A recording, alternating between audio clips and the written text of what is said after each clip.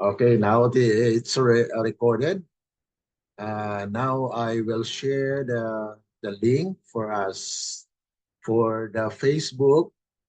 I'll be going live on Facebook now. Uy. But pag mag-share ako, walang naka-indicate po na Facebook. Ito. So, okay. So I'm now sharing to the Facebook for my timeline so that others may also see the study that we have. So this is actually a continuation of our study on the book of Revelation, where we will be discussing today about the great multitude. Itong great multitude ay atin pong dali lang po, introduction. I will introduce this study on the great multitude. The great multitude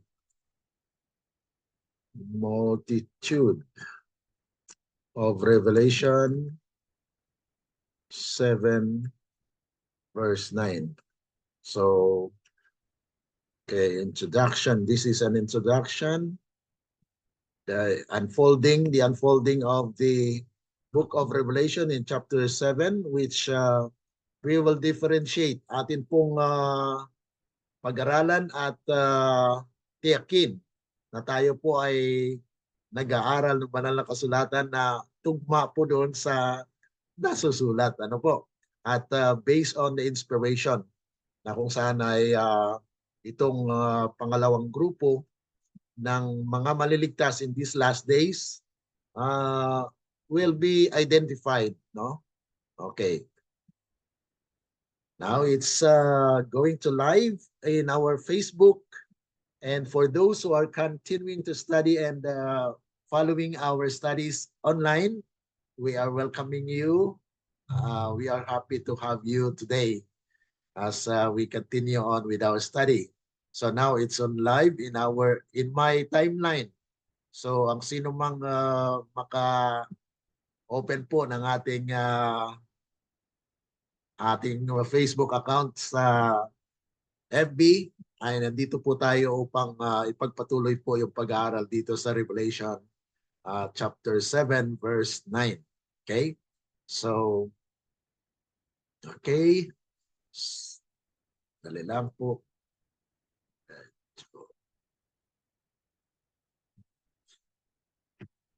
Okay.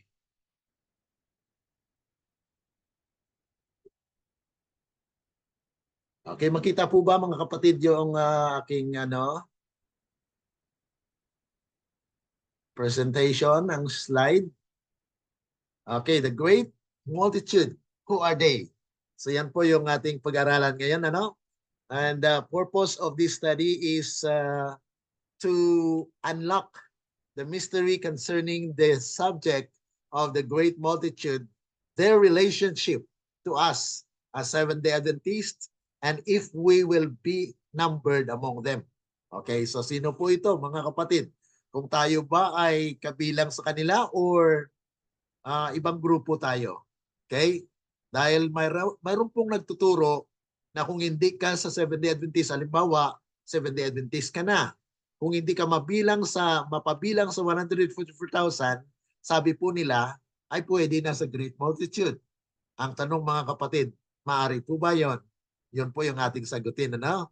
Na dito po sa ating pag-aaral, yung 144,000 actually is from the 12 tribes of Israel. Ang Israel na tinutukoy po hindi yung luma, kundi the modern Israel, because the ancient Israel had been what? Had been rejected because they have rejected Jesus Christ as the personal savior of the Israel nation. So sila po ay nireject ng Panginoon as a nation. Kaya nga po, ang mensahe ay napapunta sa mga hintil. At tayo po ay kabilang doon sa mga Hintil at tayo ay naging Kristiyano. Kaya ang tanda ng Diyos sa kanyang bayan, ayon po sa Ezekiel 20 verse 12 and 20, ang Sabat. Ang Sabat po ang tanda ng kanyang bayan. Kaya kung sino ang nangingilin ng araw ng Sabat, siya po yung moderno na Israel. Kaya itong 12 tribes na tinutukoy sa Revelation ay tumutukoy po sa modern Israel, which is the Seventh-day Adventist. Okay? And the great multitude will be what? Will be the second fruit. Dahil yung 144,000 is the first fruit. Now, for our prayer thought, ito po. Sabi po sa Testimonies for a Church, Volume 2, 691, Paragraph 1, ang sabi po ng talata, men will be judged. Ang tao ay hatulan according to the measure of light given them.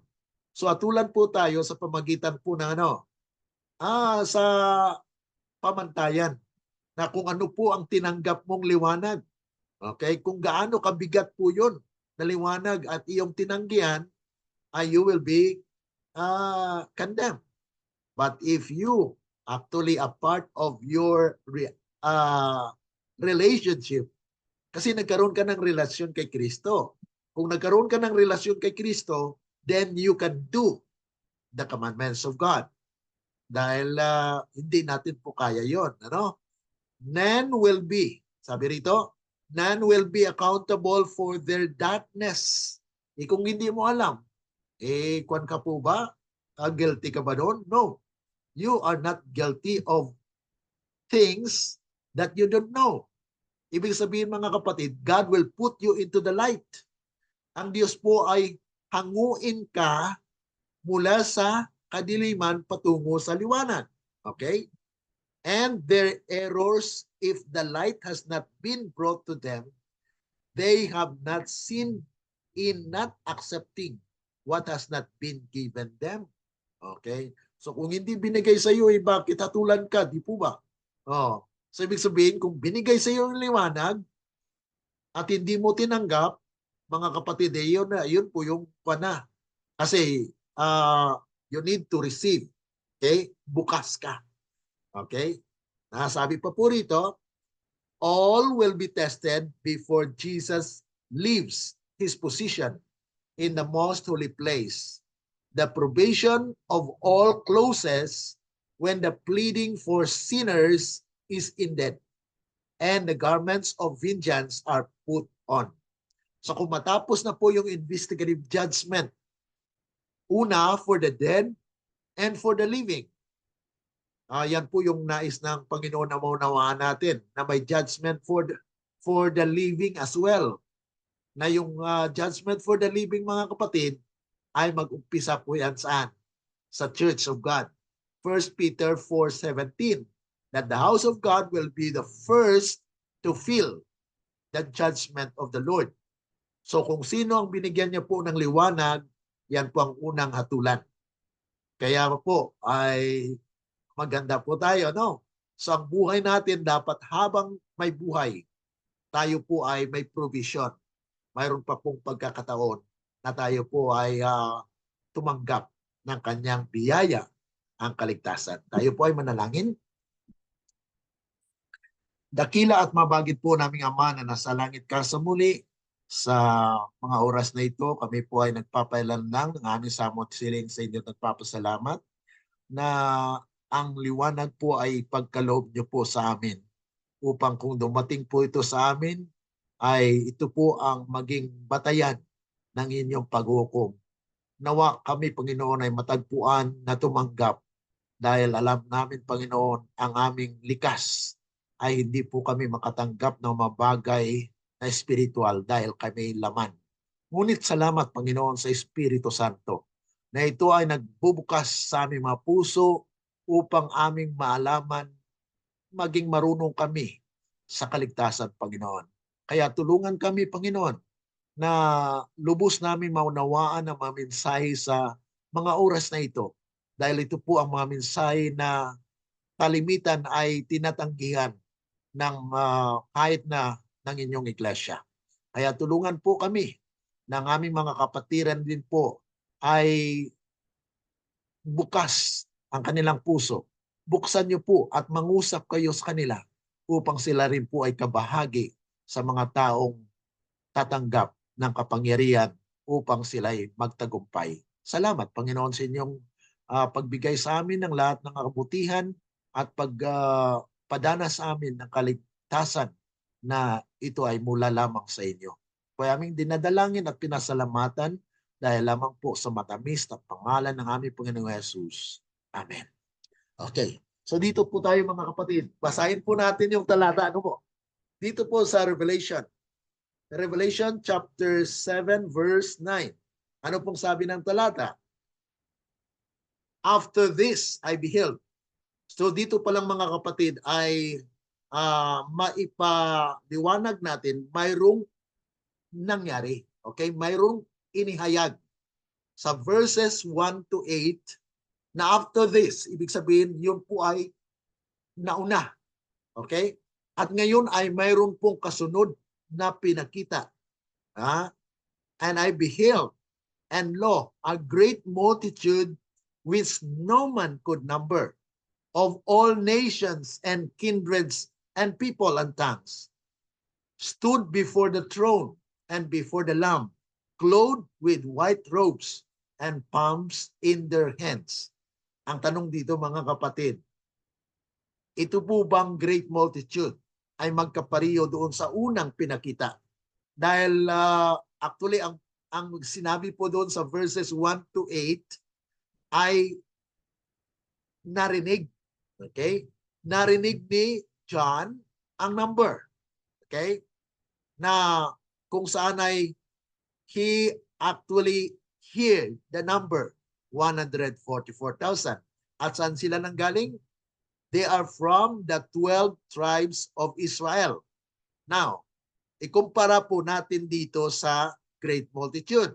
Kung ito po ang great multitude ay manggaling po sa all nations, kindred, tongues, and people, are they the same with the 144,000? Dahil ang 144,000 mga kapatid ay nanggaling po sa 12 tribes of Israel. Okay, yan po yung tandaan natin. Ngayon, tingnan po natin sa kasulatan, sa testimonies mga kapatid, sa sulat po sa inspiration. Ito po ang mga kapatid yung sinabi din na ma-identify natin who are the great multitude. Sino po ito mga kapatid? Okay? Sabi po rito sa early writings, 33 paragraph 2, I saw that God had children. So ang Diyos, pinakita niya, no, kay Ellen G. White. So si Ellen G. White ngayon ay sumulat na I saw that God had children who do not see and keep the Sabbath. Oh.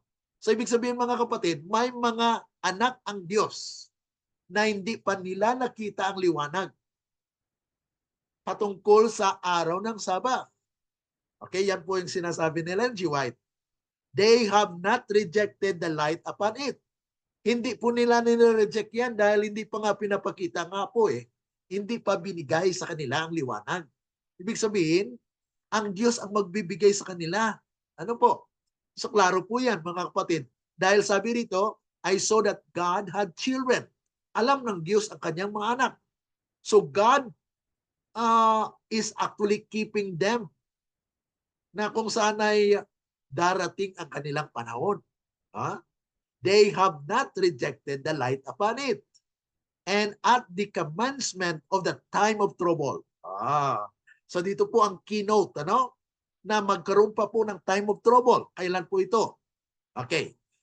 Ang mangyari po mga kapatid, pagkatapos ng Daniel chapter 11 verse 45. Ano pong sabi doon? Na mayroon pong kapangyarihan na babagsak. Dahil magpapatayo po siya ng tabernacle of his palace in the midst of the two seas. Okay, dalawang dagat. Okay? Yung Mediterranean Sea at saka yung Dead Sea. Okay. Ano ang gitna nun? Jerusalem. So magkaroon po ng kapangyarihan na magtatayo siya ng tabernakulo dyan. At anong pong mangyari? He will come to its end. Matatapos siya. Ibig sabihin, ang kapangyarihan niya ay matatapos. Kailan mangyari yan? Yan po yung pag-aralan din natin sa propesiya. At chapter 12 verse 1, sinabi po, and Michael stand for his people. And that will be what? Time of trouble such as never was since there was a nation.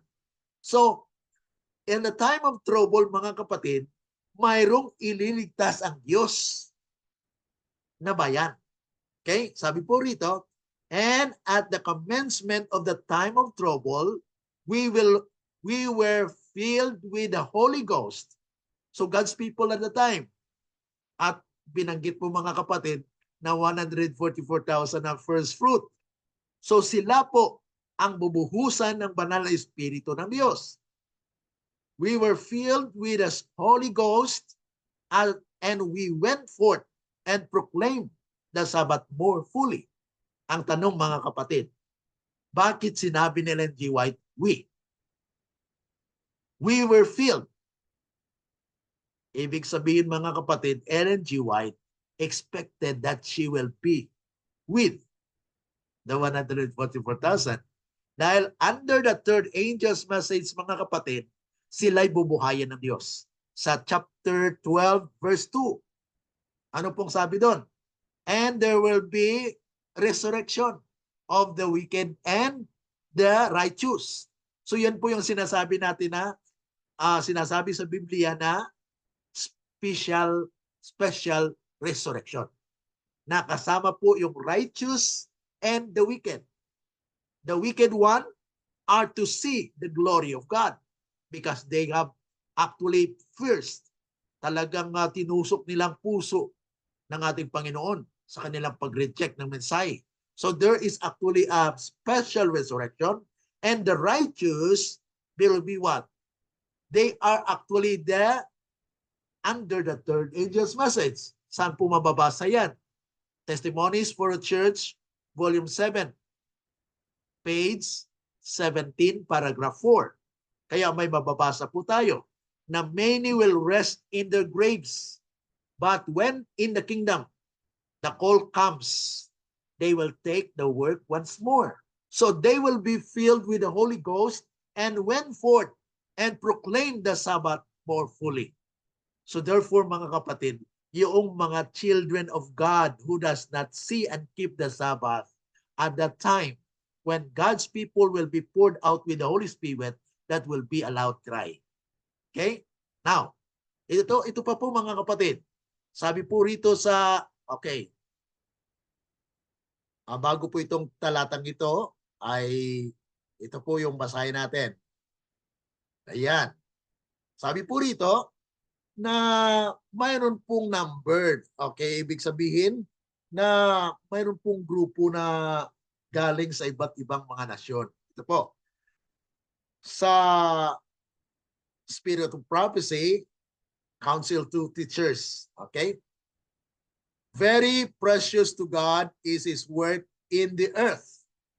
Napakalaga ang kanyang gawain dito sa lupa. Christ and the heavenly angels are watching. In every moment, nandun po ang Panginoon. As we draw near to the coming of Christ, bago pa man na dumating ang Panginoon, mga kapatid, talagang nagmamasid ang Panginoon. Okay? Dahil mayroon po dong 7 eyes, di po ba? Pinakita po sa Revelation chapter 4, 5, na nandun po yung 7 eyes. Ano? Yung 7 eyes na yun, complete na pagmamasid ng ating Panginoon dito sa lupa. Kaya they are standing. They are standing. God's people are standing before God. Dahil ang record po nila ay nandun sa book of the Lamb, na kung saan ay nasulat po ang kanilang pangalan doon. As we draw near to the coming of Christ, more and still more of missionary work will engage our efforts. Kaya nga po yun po yung ginagawa natin ngayon. Now we need to have more missionary work. Kaya nga talagang we visit from place to place in order to hasten the work of God. Even online now, we are doing it. Dahil nais ng Panginoon mga kapatid na ang liwanag na ito ay makarating sa pinapatungkulan. Kaya kung sino man ang tunay na anak ng Diyos, ang siyang makikinig. Pero kung hindi po siya anak ng Diyos, hindi po siya makikilala ng tinig ng shepherd. Okay? So the message of the renewing power of God's grace will be carried to every country and climb until the truth shall build the whole world. Kailan po mangyari yan? Mangyari po yan when the church will be purified. And of the number of them shall be sealed. Ibig sabihin mga kapatid, ang panahon na yan darating na may siliwan din po sila. Siliwan sila ng ano? Mensahe ng katotohanan na kung saan ay isaywalat sa panahon na mabuhusan na po ng Espiritu ang kanyang bayan na purified. Will be those who have come from every nation and kindred and tongue and people. So sino po yan mga kapatid? Yung binanggit sa Revelation chapter 7 verse 9, di po ba? Na sila po ay galing sa bawat nasyon. Lahi. Sinalita kung ano man ang culture nila, kung ano man klaseng tao sila. Sila po ay tatawagin ng Diyos. From every country. So sa bawat country mga kapatid, will be gathered men and women who will stand before the throne of God and before the Lamb, saying or crying, salvation to our God which seated upon the throne and upon the Lamb. Revelation chapter 7 verse 10. So ibig sabihin mga kapatid, ang tinutukoy po ni Ellen G. White dito ay yung great multitude. Okay? Nagaling po sila saan? Galing po sila sa bawat nasyon. Every nation. Hindi po sinabi na every tribe of Israel. Sila po ay galing sa iba't ibang nasyon. So ito po ang nagpapahayag na iba po yung grupo ng 144,000 sa dito. Okay? Sabi po rito, but before this work, yan po can be accomplished, we must experience here in our own country the work of the Holy Spirit upon our hearts. So ang tinutukoy po ni Ellen G. White dito mga kapatid, sino po? Ang kanyang bayan in Amerika. Kaya dahil si Ellen G. White po ay nasa Amerika, no? So doon po ang sentro ng gawain na kung saan ay God is leading His people. Now, i-compare po natin dito sa sinabi rin po sa Spirit of Prophecy na sila rin po ay numbered.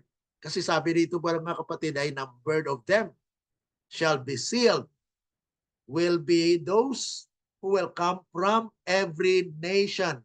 Yan po ang i-take note natin. Na itong grupong ito ay from every nation, kindred, tongue, and people. Ngayon, dito po sa sunod na passage, ikumpara po natin. Compare this group from the church. Okay? Ito po yung galing actually sa church. Ano? Compared po natin doon sa binasa natin. That which God purposed to do for the world through Israel, the chosen nation, He will finally accomplish through His church on earth today. So ang tinutukoy po ni Ellen G. White dito, sino?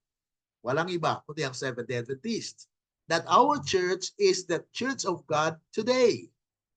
He has let out His vineyard unto other husbandmen, even to His covenant-keeping people. Sino pong covenant-keeping people? Those who keep the commandments and have the testimony of Jesus, who faithfully render Him the fruits in their seasons. Never has the Lord been without true representatives on this earth who have made His interest their own. These witnesses. Ayan. So sila po ang maging witnesses na kanilang dadalhin yung great multitude after they will be purified. True witnesses, these witnesses for God are numbered among the spiritual Israel. So, ang tanong mga kapatid, magkapariho po ba? Yung unang binasa sa Council to Teachers and Editors ay, yun po mga kapatid ay from every nation. Yung sinasabi po rito, among the spiritual Israel. Ano pong sabi ni Ellen G. White? Sa volume 7 of SDA Bible Commentary, 970, sabi po roon na let us strive with all the power that God has given us to be among the 144,000. So therefore, the numbered among the spiritual Israel here is actually the 144,000. Kaya yung 144,000 ay manggaling po sa ating iglesia. Ngunit ang great multitude, mga kapatid, ay manggaling po saan? Sa labas o sa world. Okay, pagkatapos na malinisan po ang kanyang iglesia. Sabi po rito, and to them will be fulfilled all the covenant promises made by Jehovah to His ancient people. Dahil nabigo ang ancient Israel, naganapin ang kanilang tungkulin. Hindi nila naganap. Ngunit sabi ni Ellen G. White, yung mga covenant na ipinangako ng Diyos para sa Israel noon ay matutupad lahat sa kanyang moderno na Israel today. Kaya mga kapatid, ang 144,000 ang siyang tutupad sa lahat ng mga provision o lahat ng mga promises ng ating Panginoon na they will have to inherit eternal life and it will restore everything, mga kapatid. Okay? Patuloy pa po. Sabi dito sa Testimonies to Ministers, 106 verses 1 and 2. The Bible must not be interpreted to suit the ideas of men.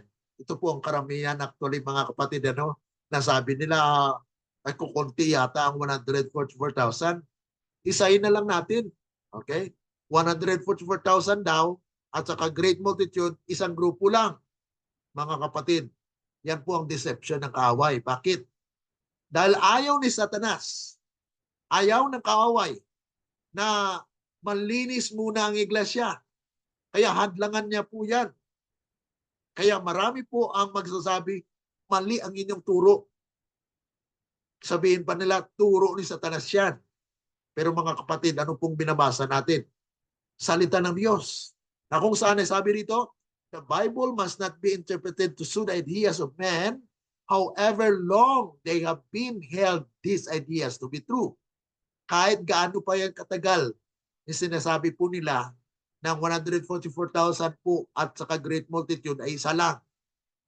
Yan po ay hindi po tatayo dahil hindi po yan ang katotohanan. Ang katotohanan po ay tatayo at mapatunayan po, mga kapatid, sa banal na kasulatan. We are not to accept the opinion of commentators as the voice of God. They were erring mortals like ourselves. God has given reasoning powers to us as well as to them. So pareho lang tayo, mga kapatid. Kung ang mga commentators na yan nagsasabi ng 144,000 daw at saka great multitude, iisa lang, mga kapatid, yan po deception ng kaaway. Bakit sila lang ba ang may isip na binigyan ng Diyos? Tayo din po ay binigyan ng Panginoon ng isip na atin pong ibalanse ang salita ng ating Panginoon. We should make the Bible its own expositor. Kaya kailangan, mga kapatid, doon tayo babalik sa Biblia. Kung ang 144,000 atin pong napag-aralan na ang ginamit po na number doon ay arithmos, numbered, reckoned, counted, sabihin pa ba natin na unnumbered yun? Mga kapatid, you cannot change the Bible. The Bible will interpret itself. Makatayo po yan sa kanyang sarili. Kahit baliktarin mo pa yan, ay hindi po mabaliktad po yung katotohanan.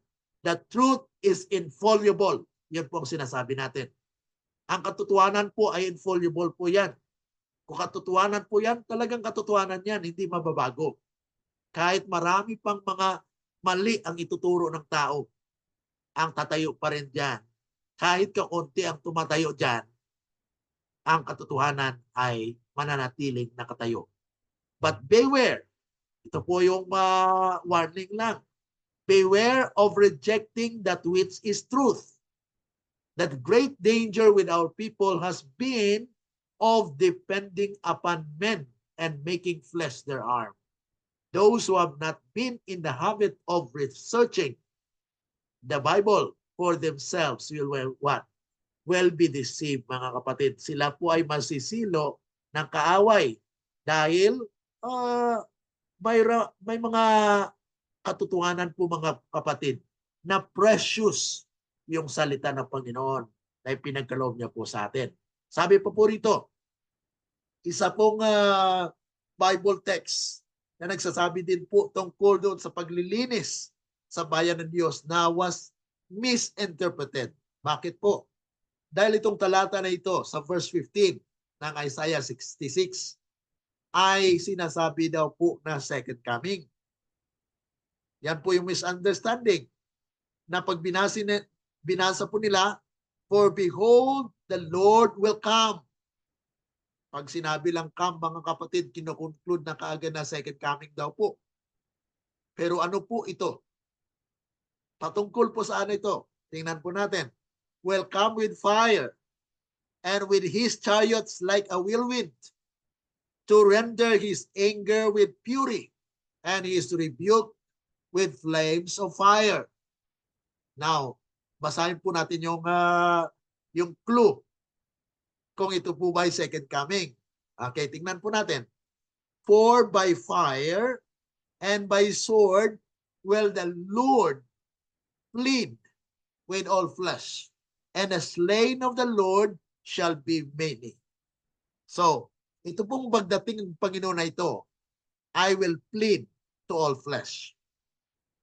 Ang tanong, mga kapatid, sa second coming po ba ni Kristo may pleading pa? Wala, di po ba? Okay? Sa second coming niya po ay doon po siya sa clouds, in the clouds of heaven. Okay?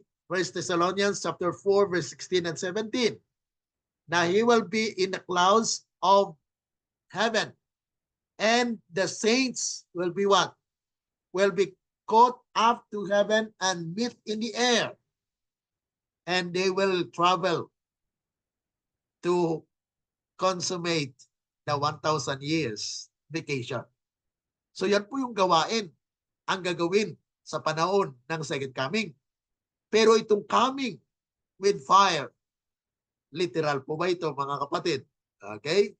So yung fire dito, mga kapatid, sa prophecy is actually when he will come with a fire, is the coming with a spirit. Okay? Spirit actually represented or symbolized by fire. And sword is what? The word of God. So he will come with judgment. Okay? Because his spirit will be poured out to all people and his words will be declared to all nations. And that is how the Lord will plead with all the flesh. And great multitude will be replied or will respond, mga kapatid. Ngunit, mga kapatid, bago pa man mangyari yon, may slain of the Lord shall be many. Dahil mayroon pong purification na mangyari bago pa man i-gather ang great multitude. So there is a purification na binanggit po dito sa Isaiah chapter 66 na this is the pleading of the Lord to all flesh, na kung saan kanya munang i-purify ang iglesia kaya maraming mamamatay. Many will be slain. Okay. 17. Sino po yon? Sino ang kanyang papatayin? Ito po ay Hindi sa pagpapahayag ng karakter ng Diyos na grabe, matindi palang Diyos, magalit. Mga kapatid, dito po ay pagpapahayag ng kanyang biyaya, mercy, ng kanyang grasya. Bakit? Ayaw niya magpatuloy ang kasamaan sa lupa. Would God allow it that wicked will triumph? No. The wicked will be destroyed because there is a warning. May warning po ang Panginoon. Ayaw ng Panginoon mangyari yan. God is the God of love. Pero mga kapatid, once He actually declared that those who will reject the message will be what? Will be slain. And He is true to His words. Sabi po rito, they that sanctify themselves. Wow. Nagpapakabanal din mga kapatid. Ibig sabihin, they are also doing good works. Pero ang tanong, katanggap-tanggap po ba ang kanilang ginawa?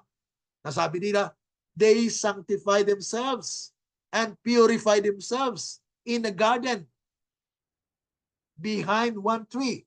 Pero behind siya mga kapatid, sa tree. Ano pong tree sa Bible prophecy? Ang tree sa Bible prophecy mga kapatid, leaders.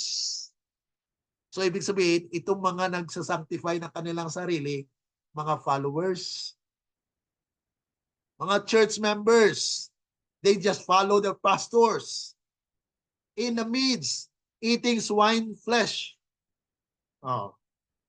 And the abomination and the mouse shall be consumed together, said the Lord.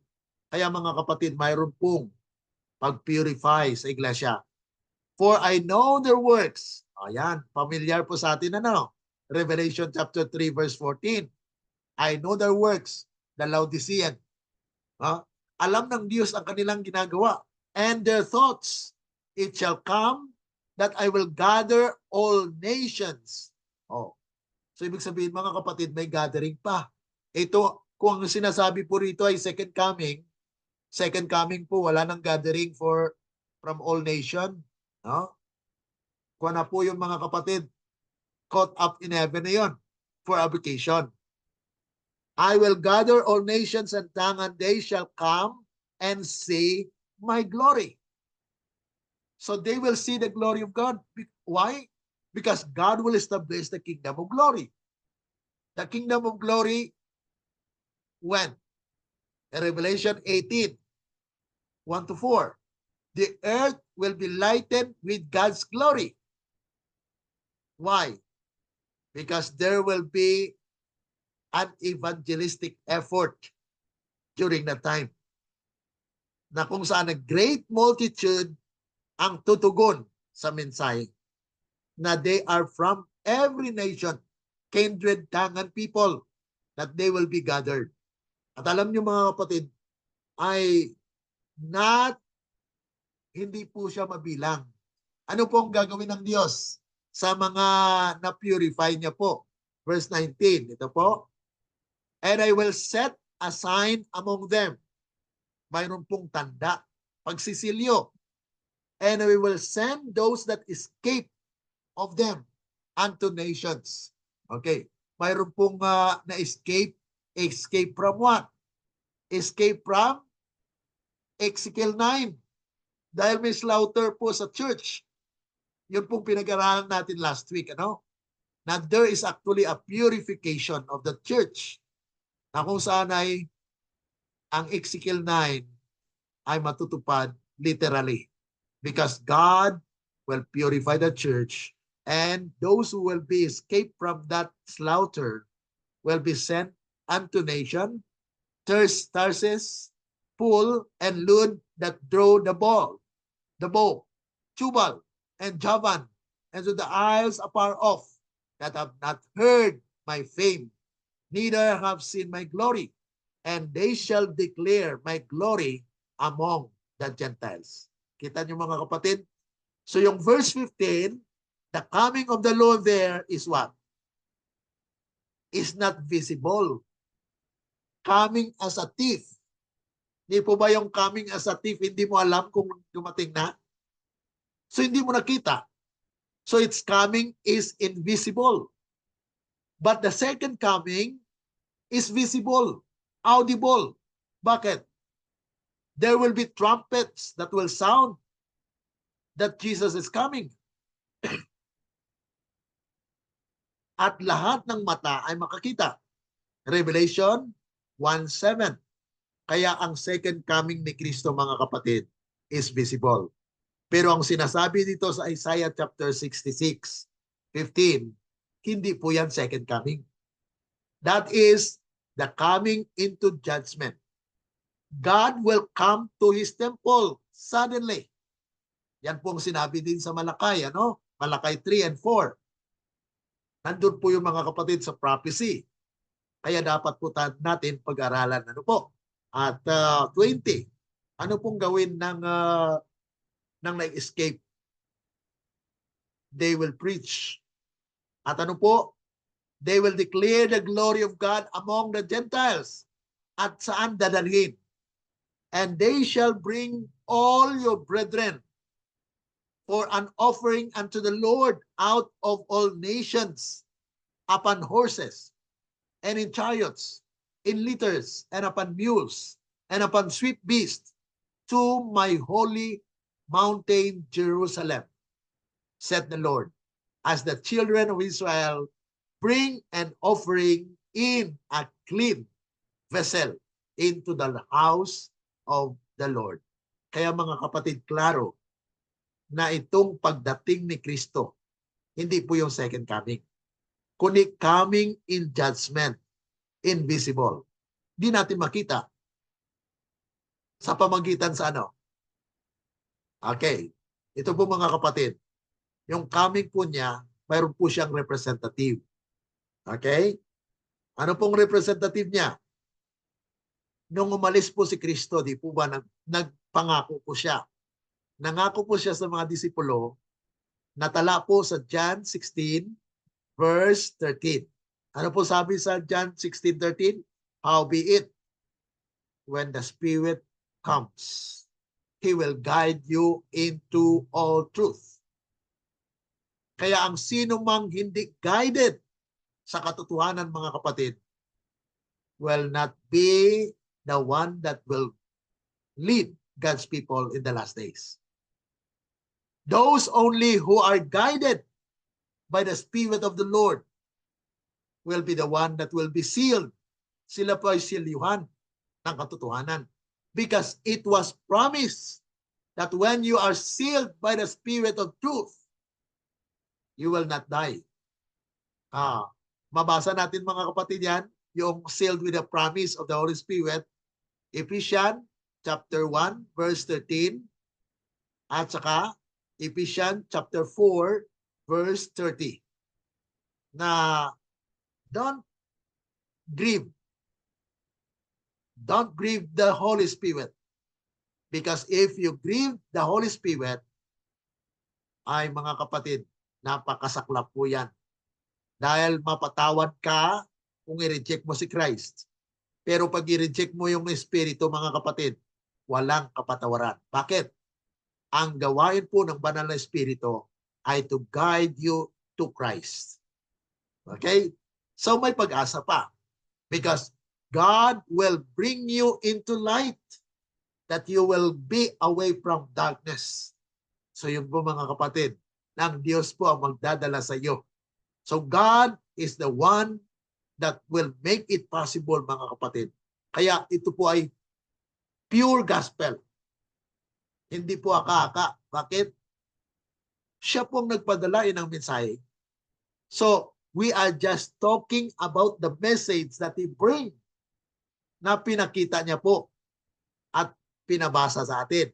No? Kaya nga po, those who will be brought into Jerusalem will be the great multitude.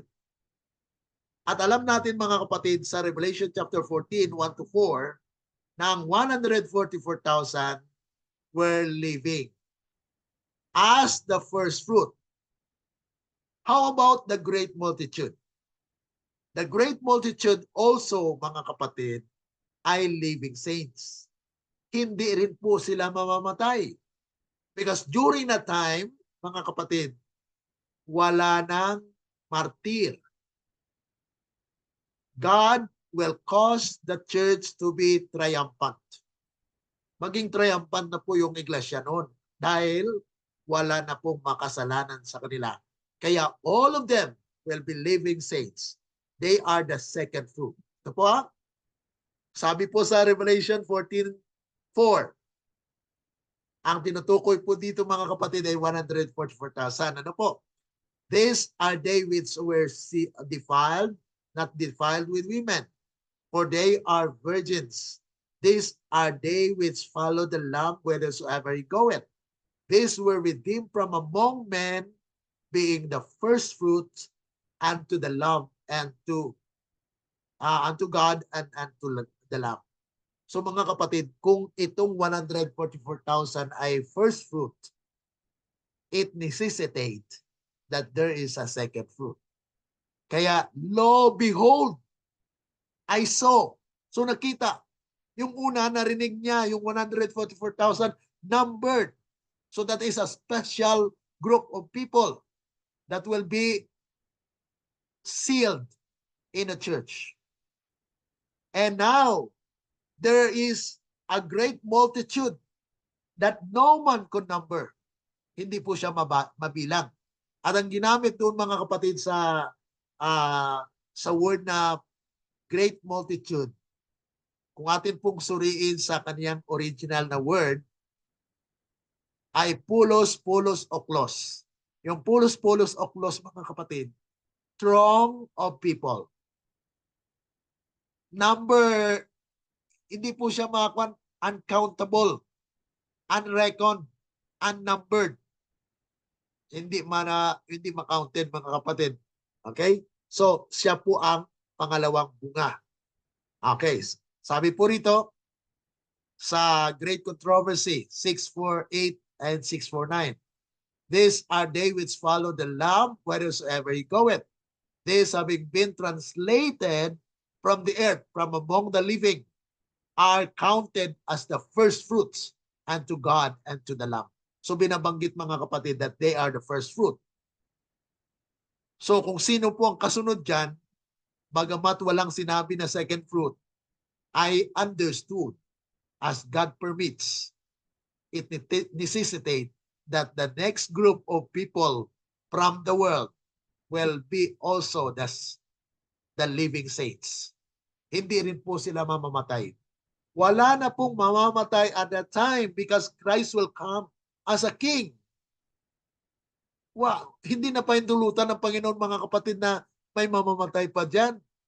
Pag masiliwan lang ang bayan ng Diyos, sila yung unang makatanggap ng buhay na walang hanggan. At ang kanilang madala mga kapatid, mga living saints din. Hindi po sila mamamatay. Okay, paano po natin papatunayan yan? Okay. Ito po yung sinasabi na binabalikan po natin na yung 144,000 are in number. Soon, we heard the voice of God like many waters, which gave us the day and hour of Jesus coming. So, ibig sabihin, ang pagdating po ni Kristo, second time, ay alam. Dahil God will actually declare habang napapalapit na po ang kanyang pagdating. Ang sinabi po noon na tinanong ng mga disipulo si Kristo, kailan po ba kayo darating? Sabi mga kapatid, ang Father lang ang nakakaalam. Okay? Kaya kahit si Kristo mga kapatid ay noong tinanong siya ay hindi niya po sinabi ano po. Pero at the time when he is closer to his coming, he will declare. Kaya sabi rito, soon we hear. Bakit sinabing we? Okay, we. Ibig sabihin mga kapatid, Ellen G. White is expecting that she will be with. Okay, klaro po yan mga kapatid. No? Dahil sinulat ni Ellen G. White ito at sabi niya, we, those who will be resurrected, will also be hearing the word from God, the voice of God, like many waters para sa mga tao sa mga weekend, which gave us the day and hour of Jesus coming. The living saints, 144,000 in number, knew and understood the voice, while the wicked thought it was thunder and an earthquake. So, mga kapatid, yung nakakaalam ng pagdating ng ating Panginoon ay sinabihan ng Panginoon bago pa man siya dumating, the day and hour of His coming. So, ibig sabihin mga kapatid, ang sinasabi ng coming as a thief in the night is actually coming in judgment, not the second coming. Okay? At dito po sa Great Controversy, 665, ay sinasabi po kung ilang grupo ang maligtas. Okay? Na natala dito. Ayon dito sa Great Controversy.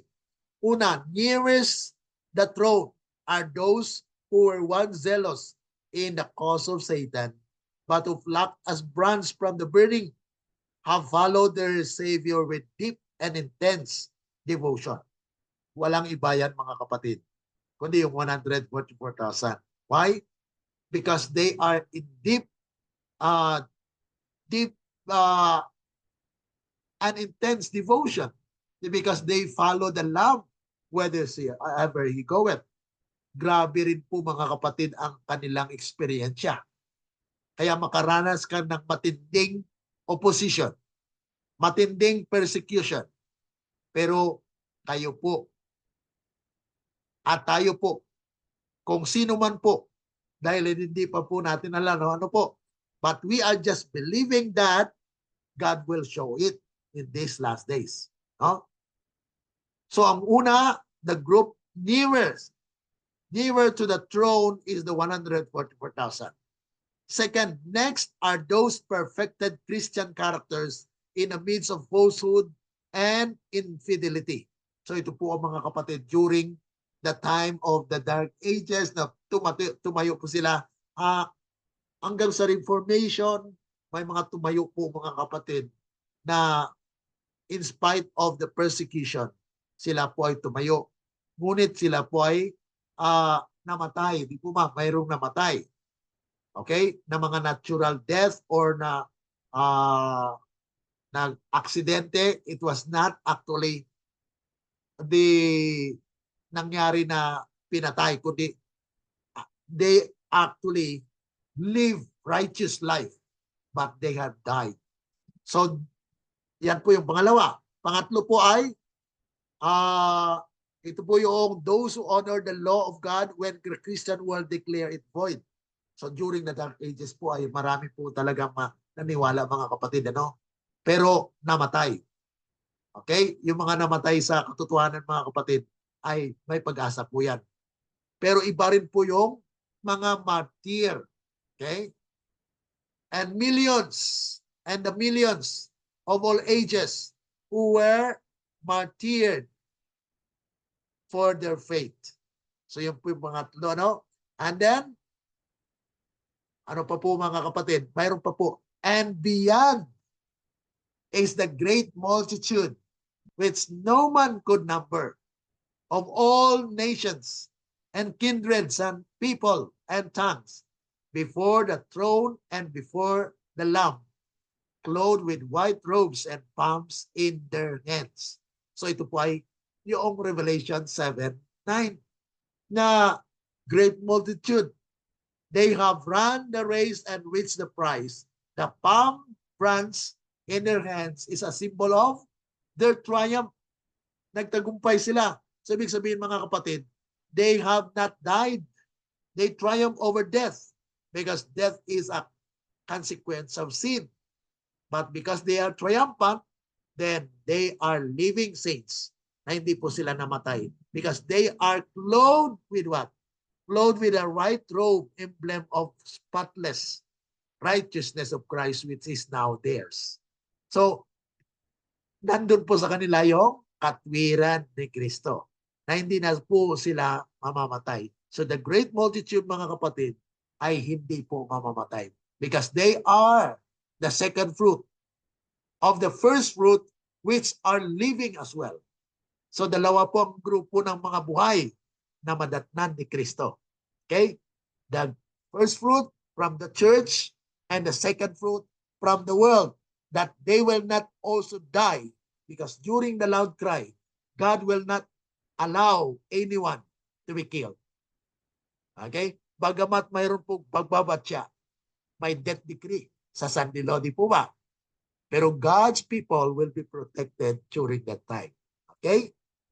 At yan po ay nabasa natin kanina sa Council to Teachers, Editors, na mayroon pong grupo na kung saan ay from every nation, kindred, tongue, and people.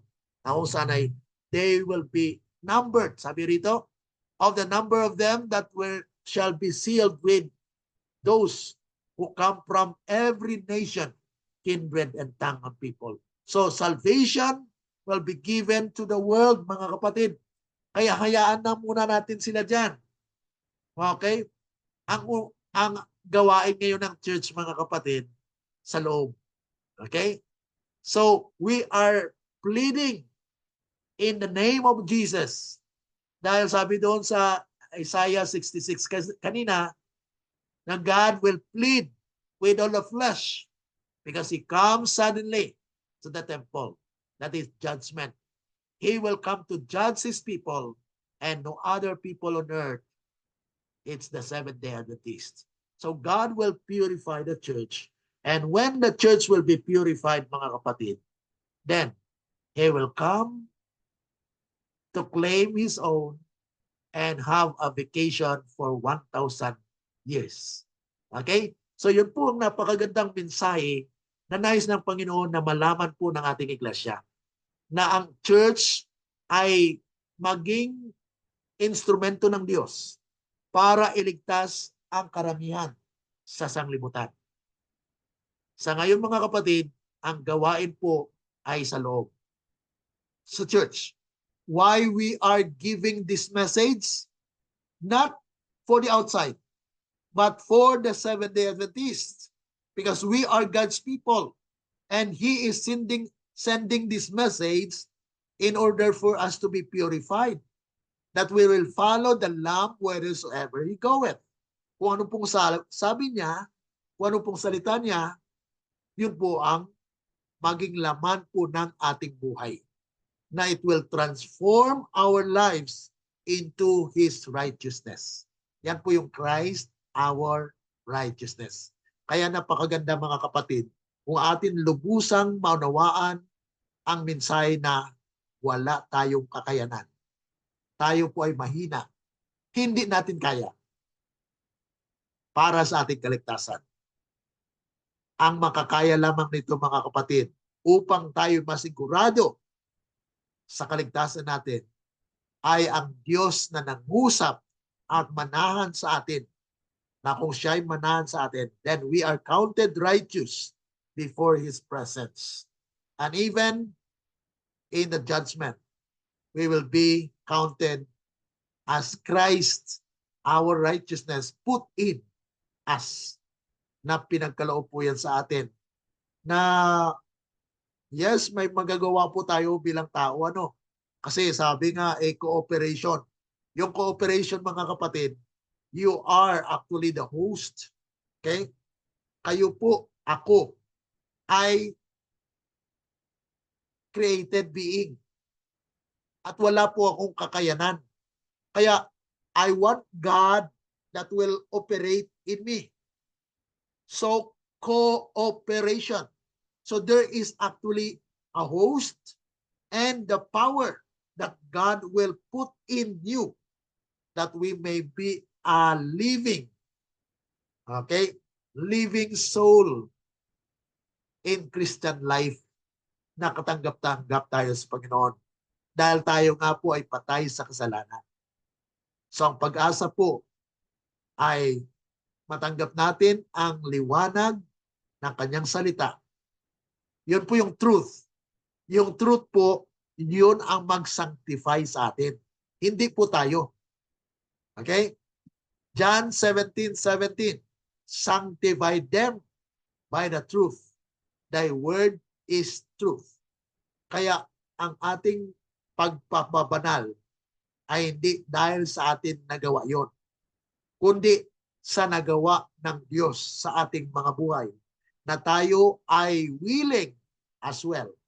Kasi ang willingness natin dito mga kapatid ay yun po yung sinasabi lagi mga kapatid, na binigyan tayo ng freedom of choice. Are we willing? Dahil kung sino man na willing, God will dwell in his heart. Pero kung ang tao ay hindi willing, bagamat nandun po available, ay wala po mga kapatid. So God is actually the God that will enable us, to those who are hearing the word of God, will actually manifest that He is true creature, na siya ay binago ng Diyos dahil doon sa katotohanan na kanyang tumanggap po siya, nakaranas po siya ng biyaya ng ating Panginoon. Okay? So bukas po ay patuloy po natin ito. There's a half part of this mga kapatid, para hindi po tayo mapunuan, tawag nito, mabulunan sa mga napakadami na mga salita mula sa salita ng ating Panginoon, na nais ng Panginoon mga kapatid na maunawaan lang po natin yung kanyang panukala. Kung mayroong mga tanong ay pwede na po tayo magtanong. Mayroon po bang question? Sa ating mga kaibigan, mga kapatid na sumusubaybay po sa Facebook, sa YouTube, maaari lamang po isulat ninyo ang inyong mga tanong. Yes, Brother Marshall, may tanong po kayo? Maraming salamat po, Pastor. Ang liwan, lalong nadadagdagan yung pagka-visible nung sinasabi mo tungkol sa, ang una kong alam kasi sa isip ko yung dating pananampalataya ko, talagang yung darating si Kristo na parang magnanakaw, ay yun na second coming. Ngayon, ay naunawaan ako na, naku nga, hindi naman, pinaunawa mo na, at saka ngayon, nagiging mas visible na yung pagdating ni Kristo, na yung may 7 trumpeta, at saka visible nga. Kaya parang nabubutuloy sa isip ko na, naku, parang visible nga, at saka hindi ito yung darating na parang magnanakaw, hindi ito yung second coming. Ang nabubuo naman sa tanong ko, tuloy, ay di parang ceiling time na lang ang hinihintay ko. Tapos loud cry, silyado na yung 144,000, tapos loud cry, baka matagal pa yun hanggang sa, kasi test of yung ibang churches ngayon sa sa na maging second harvest. Tapos meron pa yung yung loud cry, yung sandilo, baka matagal pa yun. Pero ang tanong ko, kailan ba nag-umpisa yung sealing at yung purification of the church ba, at saka yung sealing time ay parehas yung pag-umpisa na yung pagdating ng aral ni Victor Hotip? Okay. Maraming salamat, Brother Marshall. Napakagandang tanong po yan. Yung mensahe po ay dumating noong 1929, 1930.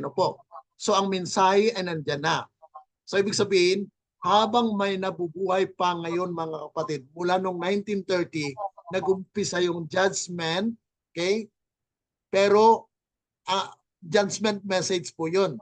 Hindi po yung judgment na talaga actual, dahil judgment for the living actually ay mag-umpisa po yan dyan sa chapter 8 ng Revelation, na mayroong half silence in heaven. Yung half silence in heaven mga kapatid, yan po yung commencement of the judgment for the living. Dahil mula dyan sa panahon na yan, wala nang mamatay. Ibig sabihin, sa ngayon po, mayroon pang namamatay. Di po ba? So ibig sabihin, hanggat may namamatay pa, ang sealing for the living, for the dead, mga kapatid, na nandyan pa yung judgment for the dead kasi may namamatay nga mga kapatid. Ano? Ngayon, pag mag-umpisa po yung judgment for the living, baka matipnan tayo niyan. Ay, halimbawa sa ngayon mga kapatid, tayo buhay. Ang nagsisilyo po sa atin ang katotohanan. Ngayon, pag nireject mo yung katotohanan, masilyuhan po ba tayo? Di po ba hindi? So, ibig sabihin, ang mga nanampalataya sa mensahe, hinihanda ng Panginoon para hindi na sila mamatay. Ngayon, kung hindi mo tinanggap yung mensahe na yan, talagang patay ka. Okay? So, ibig sabihin, hanggat tinanggap po itong yung mensahe ng purification. Kaya yung last warning, mga kapatid, ay nasa church ngayon na pakinggan po ba natin ang katotohanan o hindi. Kaya si Satanas naman, sabi niya, no, hadlangan natin ito para kaya naantala mga kapatid. At ginagamit ng kaaway yung leaders. Mula pa noon mga kapatid, ngunit ang Panginoon po ay talagang matutupad ito. So ang sealing message nag-umpisa 1930. Hanggang sa atin ngayon, may sealing pa. So mula noong 1930 hanggang sa pag-close ng probation sa church, yan po yung sealing time. Okay? So pag wala na pong namamatay, magkaroon na ng Ezekiel 9. Yung Ezekiel 9, yun po yung last na tinatawag nating pag-plead ng Panginoon. That's why, sabi doon sa Isaiah chapter 66:15 and 16, the slain of the Lord will be many. Why? That is one of the pleading of the Lord na kung saan ay ang sino mang hindi natatakan. Sabi doon sa Ezekiel 9, will be slain. Kaya napakasulimne po ang mensahe na kung saan ay sa ngayon ang mensahe patuloy na pinapahayag sa church. Kaya ganun na lang ang ating ginagawa, Brother Marshall, na nag-open tayo online para marinig po ng mga kapatiran ay tama palang mensahe ng Davidian. Kasi ang nakakarating sa amin, mali daw yung Davidian, ganito daw yung Davidian, mamatay tao daw yung Davidian, sila daw papatay sa mga SDA. Mali pong naman mensahe yan. Yan po yung ating tinatama. Kaya dito po sa online, ay atin pong binabasa kung ano pong mensahe ng Diyos. Hindi lang po ito galing sa koro-koro or haka-haka, kundi mula sa salita ng ating Panginoon. Amen, Pastor. Ay, napaka-organize nga itong order ng kung madinggin sana ng mga kapatid na ibang istito kasi ang katotohanan ay yung Jacob's Trouble at saka kung ano-anong parang sinasabi doon ay magkakaiba talaga sa sinasabi ng pastor. Walang pagkakaisa ba, hindi ganito na aral na iisa hanggang sa dulo at saka nababanggit sa na magkaisa talaga yung tindig doon sa sealing time na at saka yung 11 hour na yung sealing ng 7th hour.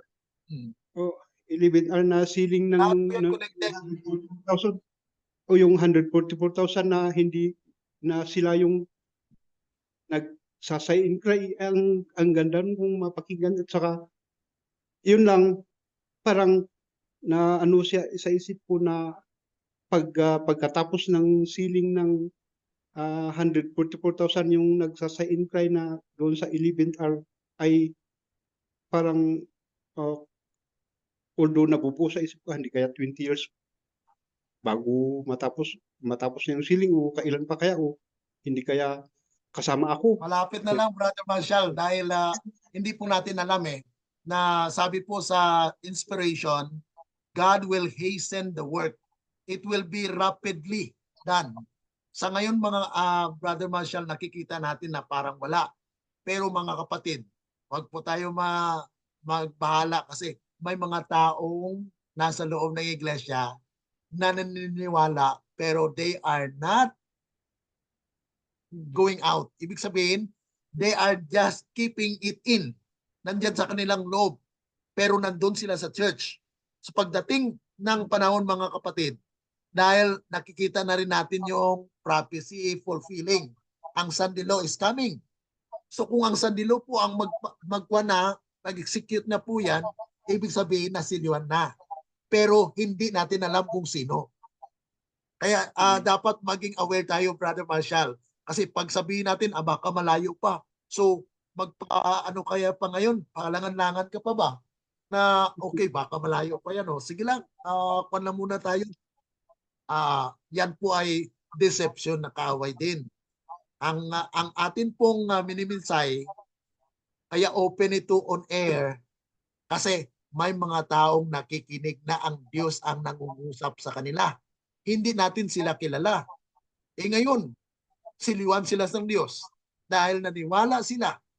Ngayon, mga kapatid, pag nasiliwan na sila ng katotohanan, then nabuo na yung 144,000, hindi natin alam. We are not aware. So, we will be caught into act. Yung sudden. Yan po yung sudden.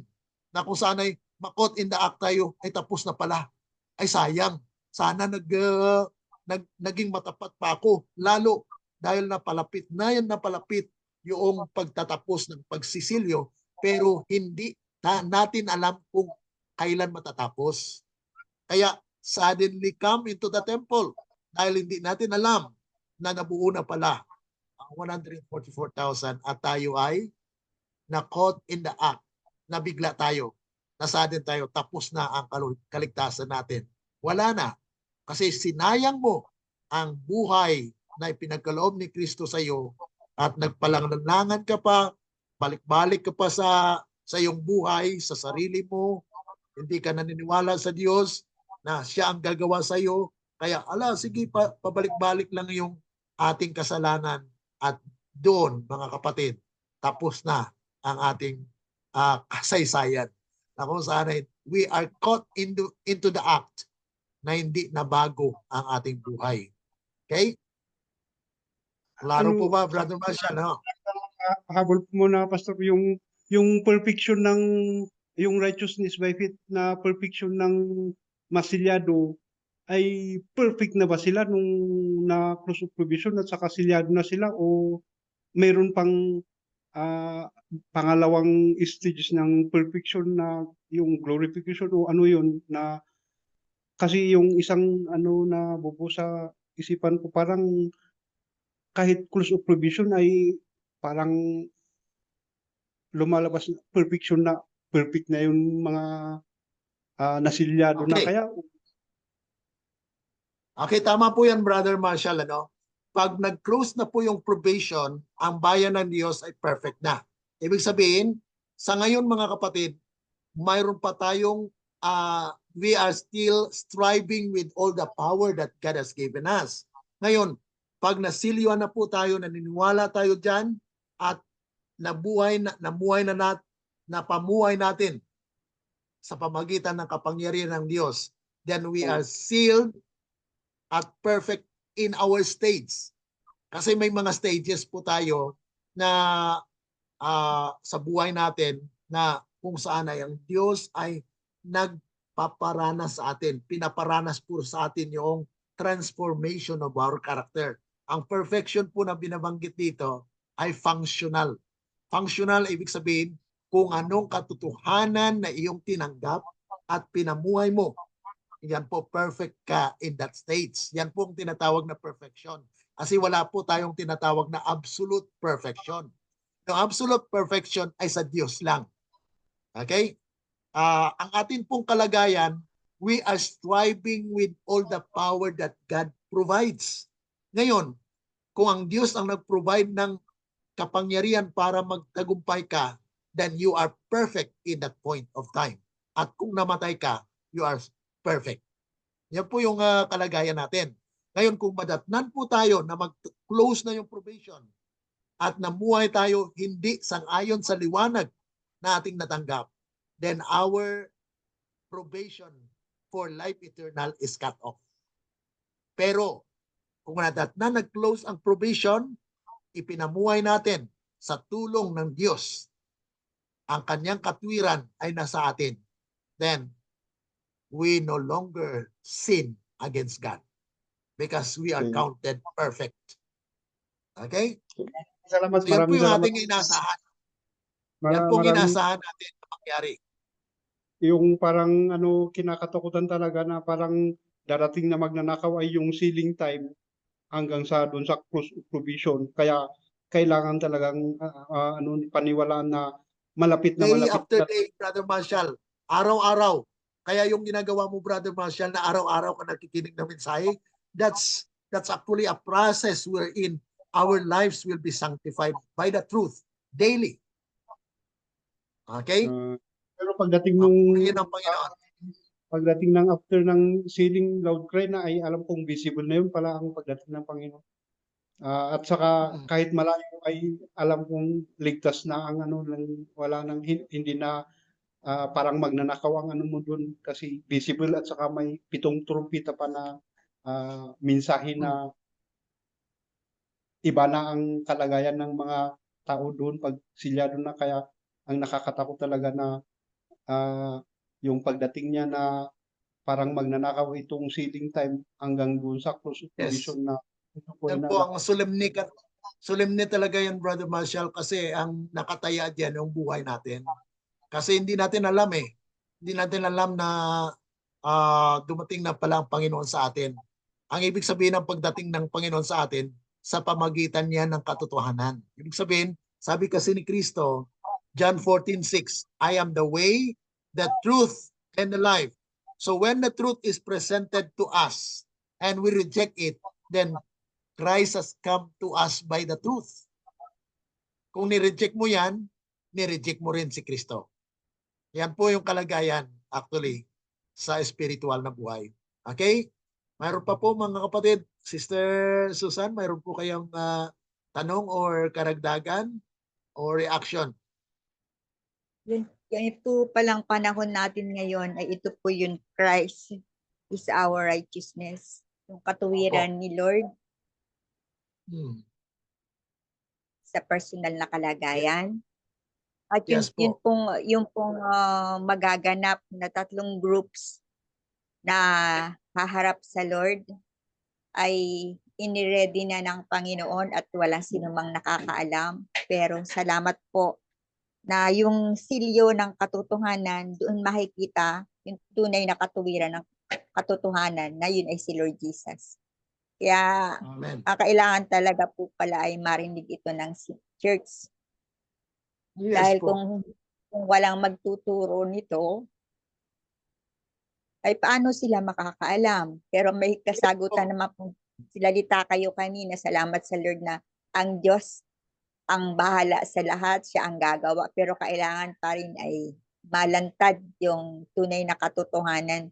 Kung ano talaga yung present truth, ano talaga yung sinasabi ng prophecy, at ano yung tunay na totoong nag-prophesy at nag-interpret. Hindi malalaman din ng mga tao kung wala pong nagtuturo. Kaya salamat po naman aming sahero ang Diyos sa panahong ito. Amen. Salamat po, Brother Glenn. Mayroon lang po talagang pinipili ang Panginoon. Mayroon po siyang pinadala. Dapat po maunawaan natin yung Romans chapter 10. Yung chapter 10 po ay paano darating ang pananampalataya sa tao kung walang magsalita at walang magsalita kung walang pinadala. Yan po yung sinasabi doon sa Romans 10. So ang Diyos po ay nagpapadala ng mensahe at dumarating siya sa tao sa pamagitan ng salita niya. At Amen. kung ang tao ay nag-reject ng salita niya, hindi nila nireject ang tao, kundi si Kristo na siyang katotohanan na ipinagkaloob sa kanya. So yan po yung Christ our righteousness, na kung saan ang katwiran ng Panginoon ay pinipresenta sa atin, pero nireject natin. So that is why we are rejecting the offer of salvation. Kaya mga kapatid ay talagang itong paglilinis ng Diyos sa iglesia ay unang gawain, at the closing work for the church is the sealing of the 144,000. Dahil dito po, kukunin ng Panginoon ang tagapagligtas ng sanglibutan. Obadiah chapter 1 verse 21. Ang Obadiah chapter 1 verse 21 ay nagsasabi po na mayroon pong tagapagligtas sa Edom. Okay? Sa Esau. Sa bundok ni Esau. Yun po yung mga kapatid niya. Ibig sabihin, ang Diyos po ay mayroong tagapagligtas na ipadala. Yan po yung mga ngaral na iligtas yung kaluluwa ng nasa kadiliman para sila mahayag sa katotohanan.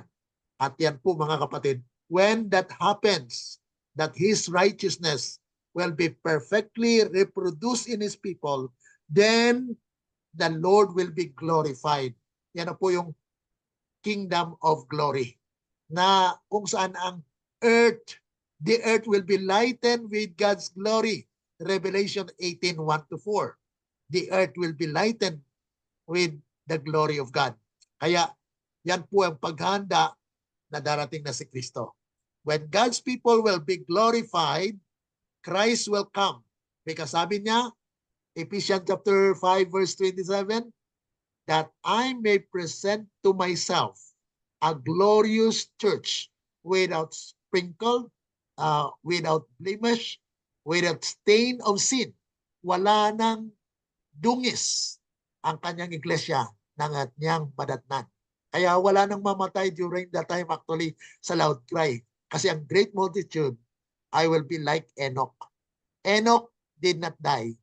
He was not an Israelite. So ang Elijah po ay sa church. Okay? Si Elijah is an Israelite. Pero hindi siya namatay. Ganon din po ang kalagayan ng iglesia. Na the 144,000 will not die. Si Enoch is not an Israelite.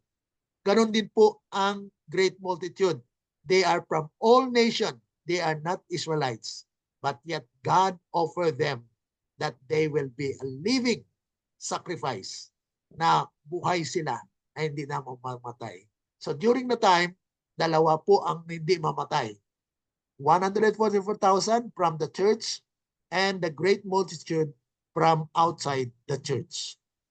Okay? Bukas po dagdagan natin dahil medyo nagsobra na po tayo sa time now.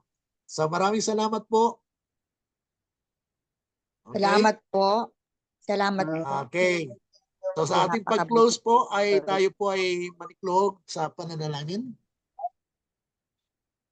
Sa inyo dakila at mabagit po na Diyos, kami naglubos na nagpapasalamat sa liwanag po ng inyong mga salita. Na nawa ito ay inyong pangungusap sa aming mga puso at isipan. Na ako po ay inyong ginamit lamang na tagapagsalita, ngunit ang inyong mga salita, Panginoon, ay may kapangyarihan na ito ang magbukas ng puso ng bawat isa upang kayo na po ang mangusap sa pamagitan ng mga salita ng katotohanan na akin pong nabitawan. Patuloy nawa na kasiyan po ang bawat isa, kasama na po ng aming pamilya, ng aming mga kaibigan, mga miyembro sa iglesia. Seventh-day Adventist, Panginoon, mahal namin ang bawat isa sa mga miyembro sa iglesia. Kaya nga po itong mensaheng ito ay para sa inyong bayan. At ito may maghahanda para po sa huling kapahayagan po ng inyong kaluwalhatian.